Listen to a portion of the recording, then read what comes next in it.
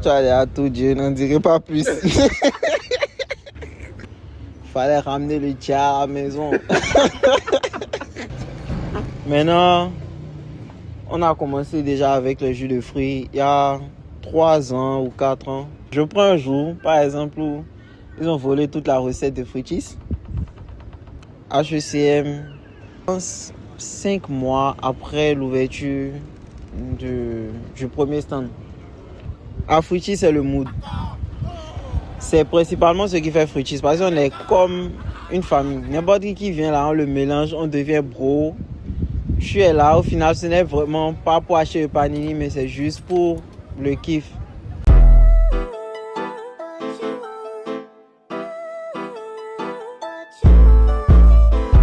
Donc actuellement, nous sommes avec Monsieur Marius, promoteur, créateur de Fruitis.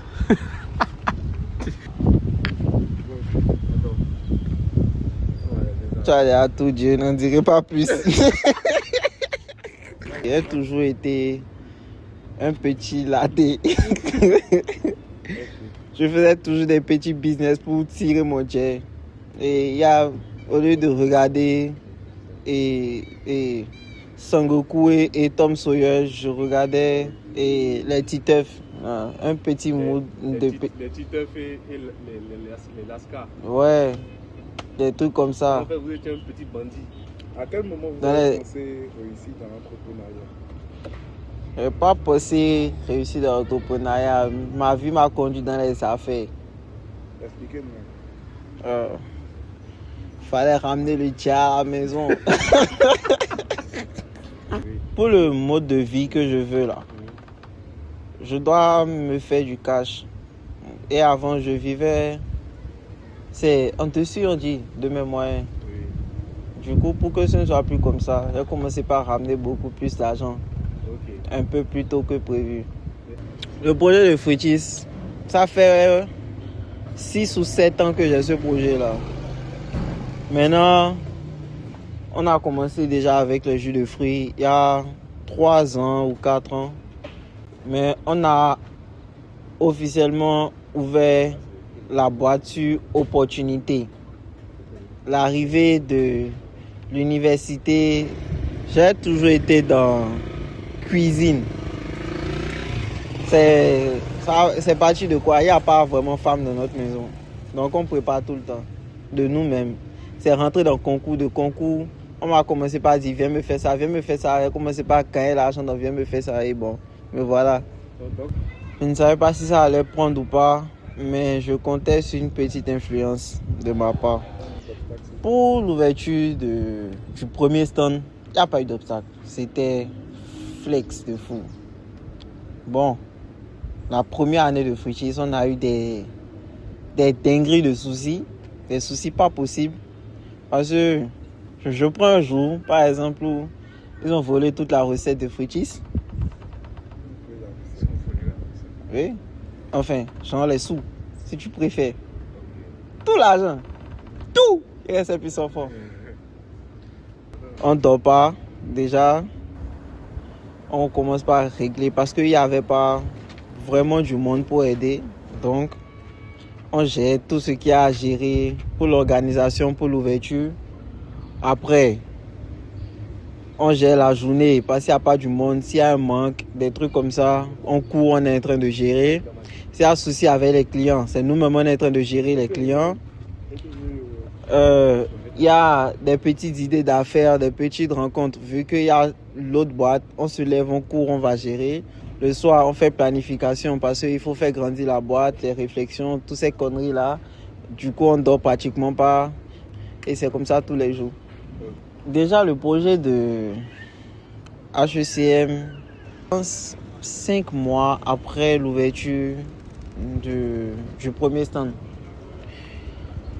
Et j'ai commencé par planifier ça parce que c'est le million. Allô? Je peux avoir du pain. C'est qui ça?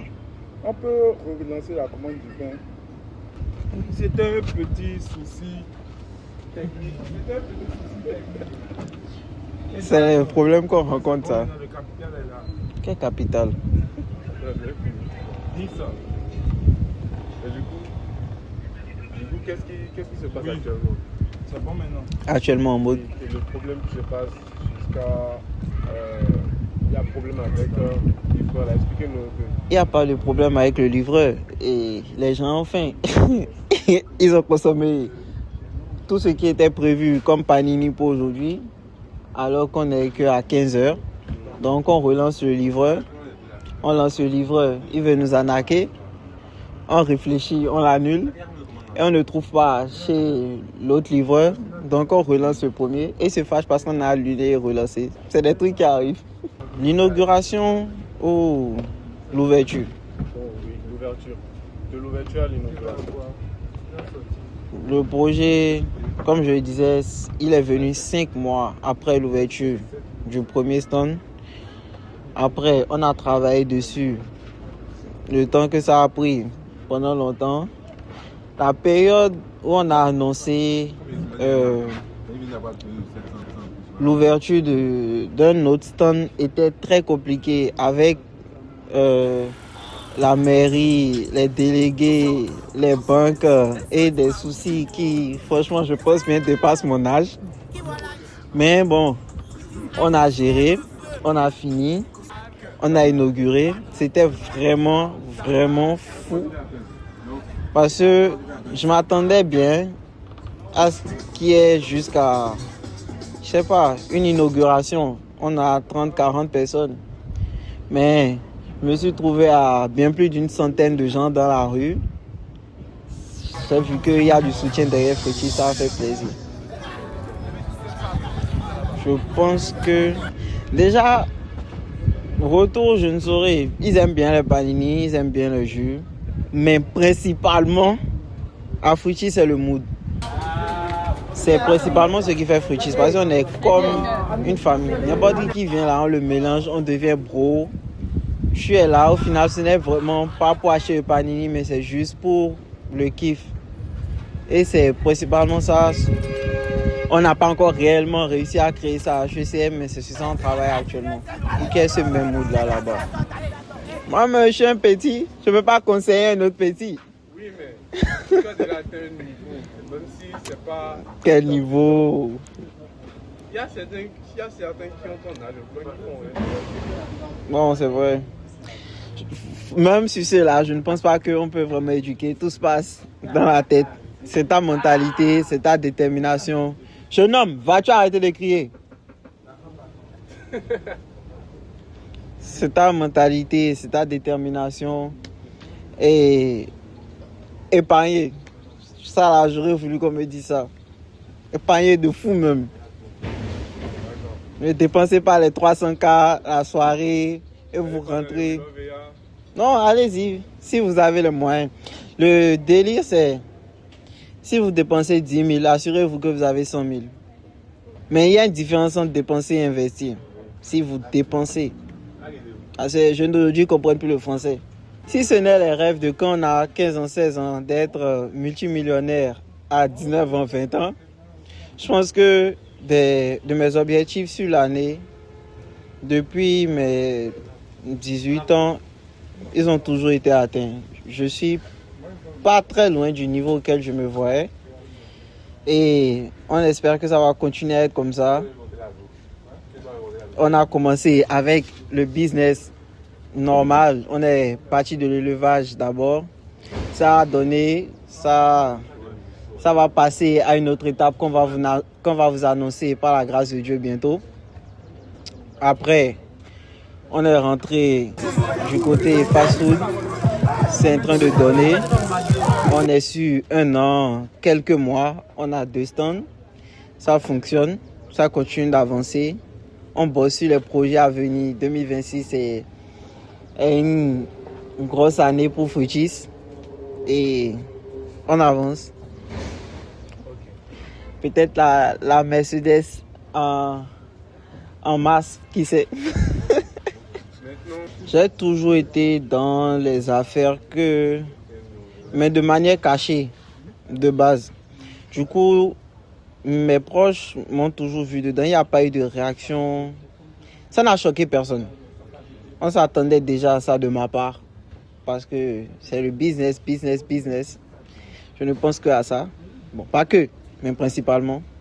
Donc, mes parents, c'était flex. C'était juste une information en plus pour eux. De partenaires, on n'en a eu que 2, dont une que tout le monde connaît, tout le monde a vu sur un samedi show au Casamiso. Le second partenaire, c'était sur des projets de fruitis que les gens ne voient pas, qui se passent derrière. Et ça aussi, ça s'est bien passé. On a eu partenariat avec Pigé aussi. Tout ça, c'était assez flex. Genre, ça c'est vite fait. C'est vrai qu'on a eu un partenariat où c'était des enfants pas professionnels. On ne faut pas en parler. Mais bon, côté partenariat, ça a toujours été flex. En termes d'employés, on a eu des bons, on a eu des bizarres. Vous pouvez nous en dire un peu plus?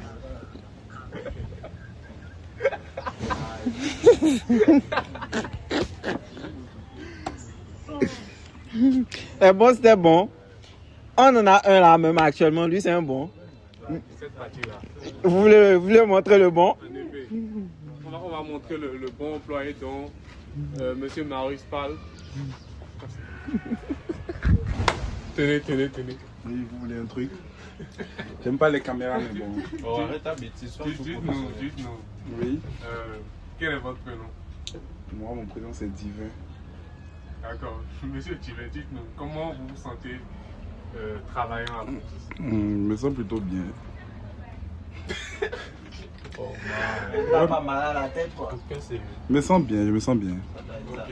Et qu'est-ce que vous pouvez dire de Fruitis, de votre patron et de comment l'ambiance est généralement à Fruitis?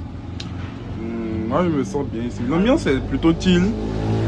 L'ambiance est très très chill. Et j'aime bien mon patron parce qu'il est dans la même DA que moi. Ouais. Tu veux quoi encore?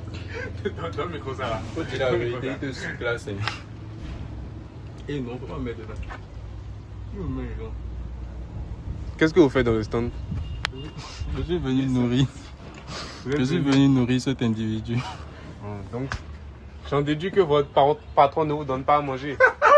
Effectivement, il ne me donne pas à manger. Je vais l'entendre de sa bouche que vous ne lui donnez pas à manger. Ah, je vais avoir droit à un repas par jour. À midi. Ah oh! J'aime trop la nourriture quoi! Alors, c'est quoi? C'est moi qui vous faites tout le bonheur. C'est sérieux. Tu veux pas? Ok, mais merci pour votre participation. Non, mais il y a un truc. Oui. Mon patron, non, c'est vraiment un chef. chef. Il est très sharp. Il est bon mindset. Très bien. Et là aussi, son L'acolyte. l'assistant qui se débrouille un peu pas mal. Le plus costaud. Dites-nous quelques mots, s'il vous plaît. Le livreur personnel de Fruitis. Théma. Tu as quel souci? Les biscottos. Dites-nous quelques mots. Et dernier. Et à Fruitis, c'est surtout les jolis pains. Quand on est à Fruitis, on voit les bonnes choses. Je suis venu là, il y a 3-4 Pour les ventes, ça suit. Pour les livraisons, pas mal. Bon, pour être un peu plus sérieux, du côté de l'entreprise, tout va bien. Le patron, c'est un bon patron, comme tout le monde le dit. Et il s'est sacrifié. Et ça fait même pour l'entreprise. Il est prêt à nourrir aussi l'entreprise que lui-même. C'est le plus important. Hein. C'est le plus important. Actuellement, même, je vais aller faire une petite livraison. Donc, je vous dis à tout à l'heure.